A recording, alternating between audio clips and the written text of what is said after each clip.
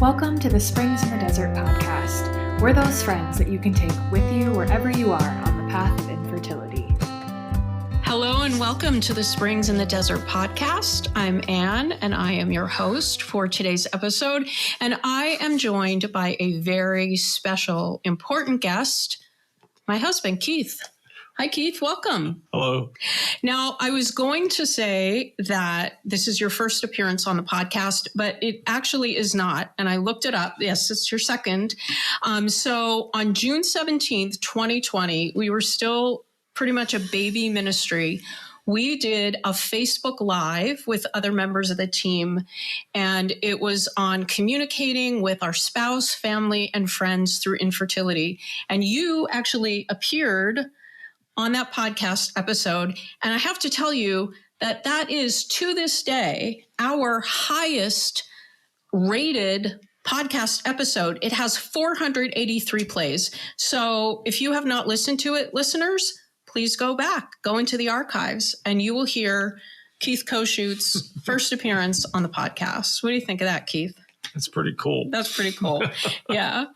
All right. Well, this year, the theme for the ministry is Your Marriage Has a Mission. And we are also exploring that theme right now through a couple of our podcast episodes. And so that's why I wanted to have you on today to talk a little bit about our marriage through infertility and how we have discovered, and I think still in many ways are discovering, the mission of our marriage. So I want to dive into that. But before we talk about our mission, I wonder if you could share, Keith, a little bit from the perspective of a man, of a husband.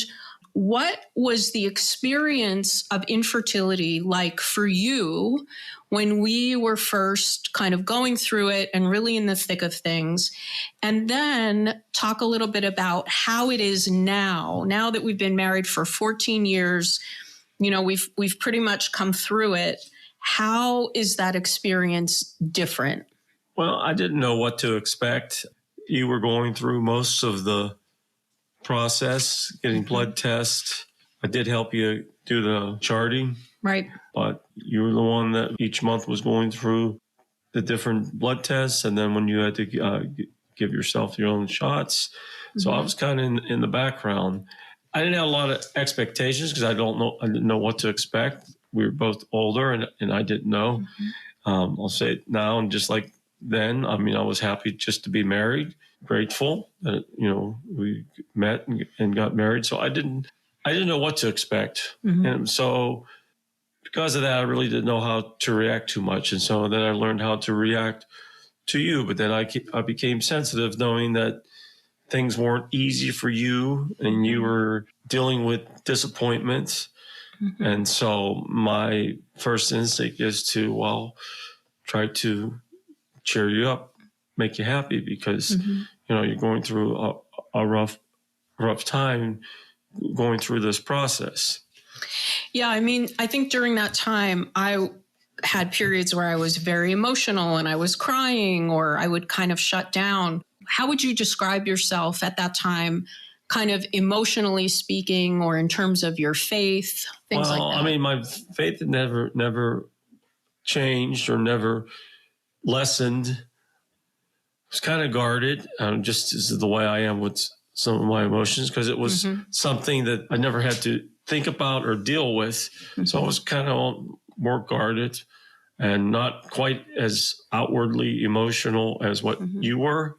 But it still doesn't mean it didn't affect you. But again, I didn't know what to expect because we were older and, we were just seeing what were the possibilities at that time. Yeah. And I think that's a great point, Keith, talking about your emotions and sort of how you grew up and that guardedness, and then my emotions and, the way my family expressed emotions. We were always pretty out in the open about that. So that kind of speaks to the difference between men and women, the differences that come up through our family of origin. And I think those are things that are important when a couple is going through the experience of infertility, to be able to recognize how we each process differently. So based on that, now 14 years since we were married and we were in the thick of it, how do you think that we are different now, and how has our relationship, do you think, changed? Well, I think I understand more on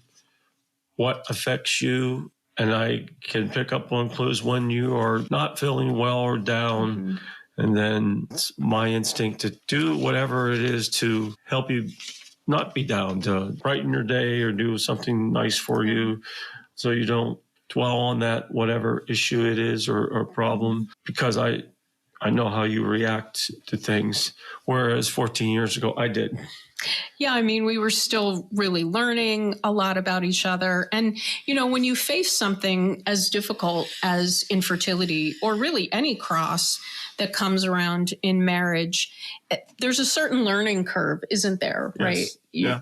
Because it's such uncharted territory. And so, you're trying to figure it out together. And that's, I think, one of the reasons why it's so important for couples, not just in the experience of infertility or loss, but just going into marriage, understanding the importance of nurturing your married relationship. Yes. Easier said than done. Easier said than done. Yeah, that's right. That's right. So on that topic of the importance of nurturing marriage, what are some ways that you see us kind of nurturing each other within our marriage, like nurturing our relationship, or ways that we give life to each other? Like how do I give life to you in our marriage? Well, sometimes my work schedule can get kind of hectic. Mm-hmm. You understand that some days during the month that I have to work on weekends, and I don't like working weekends, but it's just something I have to do with my job situation. There are times when I have to go help others in my family, others siblings who are older, who are in need, mm-hmm. and you give me the time to go and do that. And a lot of times by myself, not with you traveling mm-hmm. with me. But there are also times that you've been busy with the ministry since its beginning, mm-hmm. and I'm understanding of that. And you do take trips at different times, and I'm supportive of that when you have to go, even though that most of the times I'm not going with you. Mm-hmm. But I know it's important, so I'm supportive, and I'm willing to make little sacrifices on those times when you have to be away. Yeah, thank you for sharing that. And I think that point that you just made about making those little sacrifices, I think we can kind of underplay that when we talk about nurturing our marriage and our relationship, because we mostly think about it in terms of doing something like, well, what do I do for you? Or what do you do for me that is life-giving? And sometimes I think we forget that those sacrifices that we make for each other are really important in kind of cultivating our relationship with each other and building and strengthening our marriage. I know, you give life to me just in, your gentleness and your sweetness, and you're very funny. And just now you doing this podcast, I mean, I know that this is kind of outside of your comfort zone.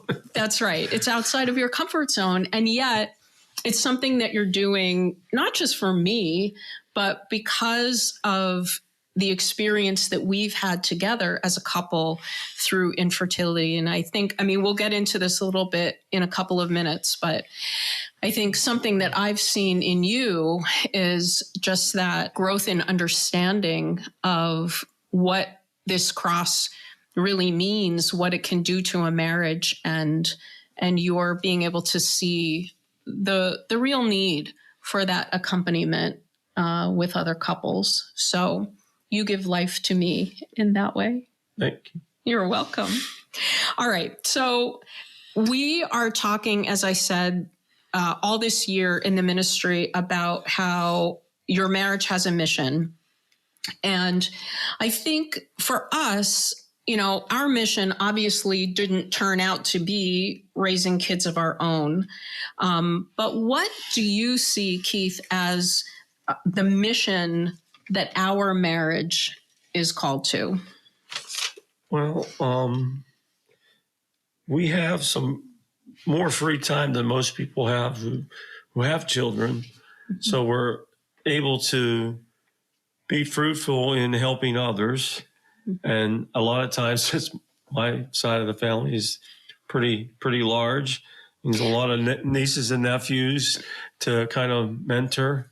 Mm-hmm. And also I have a lot of older siblings, and sometimes they have some health issues, and I like to get away and help. So that's a way we could share our fruitfulness with others.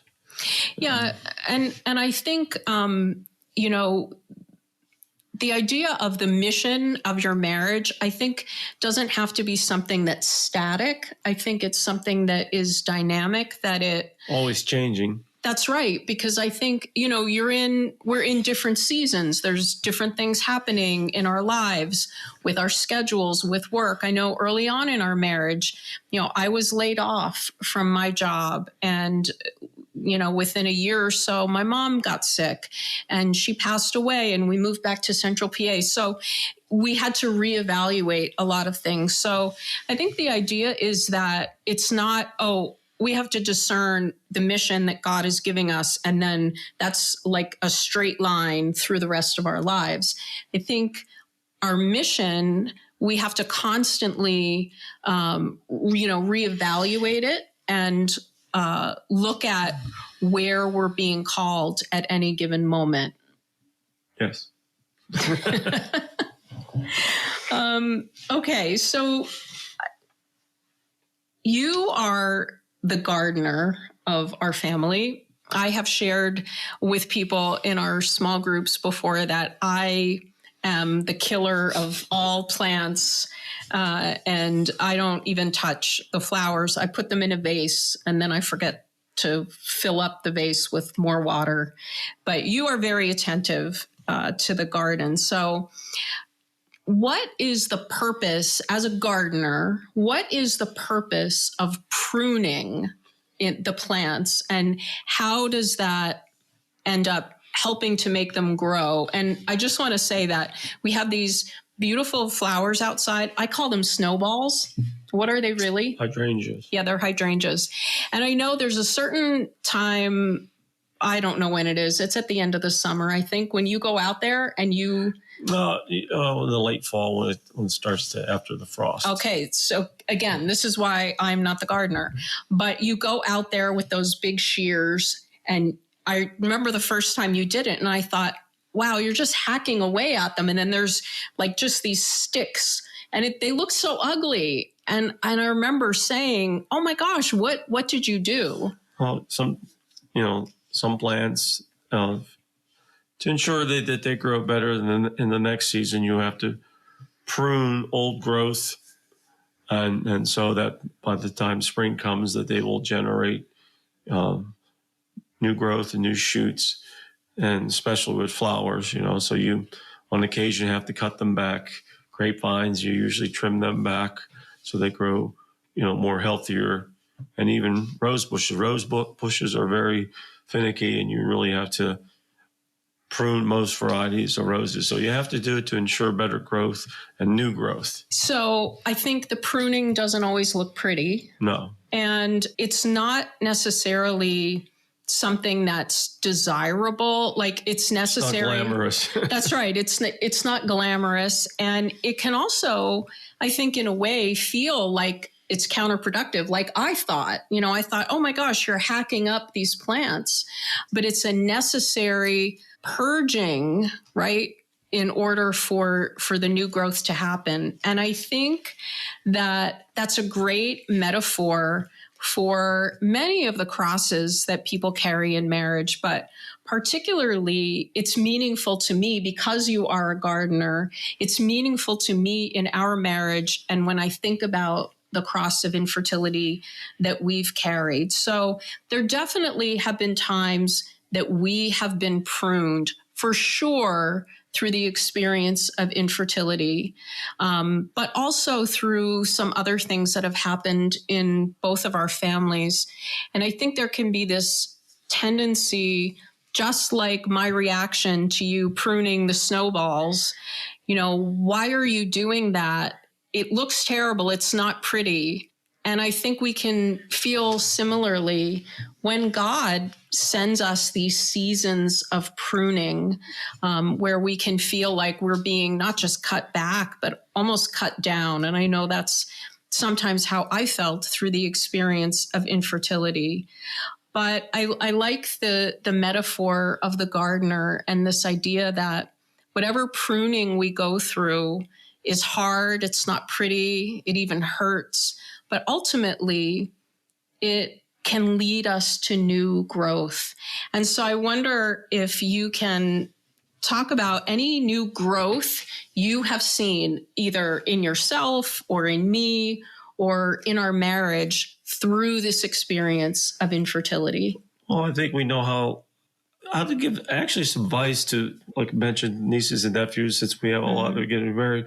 But even in your ministry, you have given retreats. We've been with other couples, especially dealing with infertility with some younger couples, and hearing some stories of those going through trying the adoption process, and it's not a given.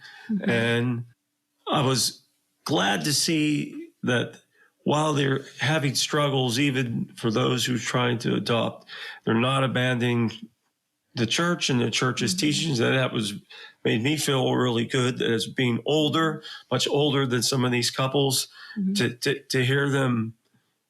My heart goes out to them because they're having struggles and nothing's real easy and there's nothing guaranteed, and certainly not in the adoption process.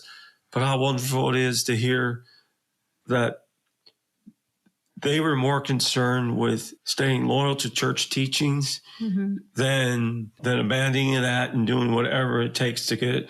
Because in the end, God is the source of life. God is the one who gives children, whether through adoption or through natural child rearing. So it's a way to make us think that even though we have this desire for children, it still depends on God, that He is the source of life, and that even though we may desire it, doesn't mean we're always going to get it. So to me, to see these younger couples constantly dealing with this and being at the brink of giving up, yet they did not abandon church or church teaching, made me feel really good. Like, and it was good for me to be there to hear that and to respond to that.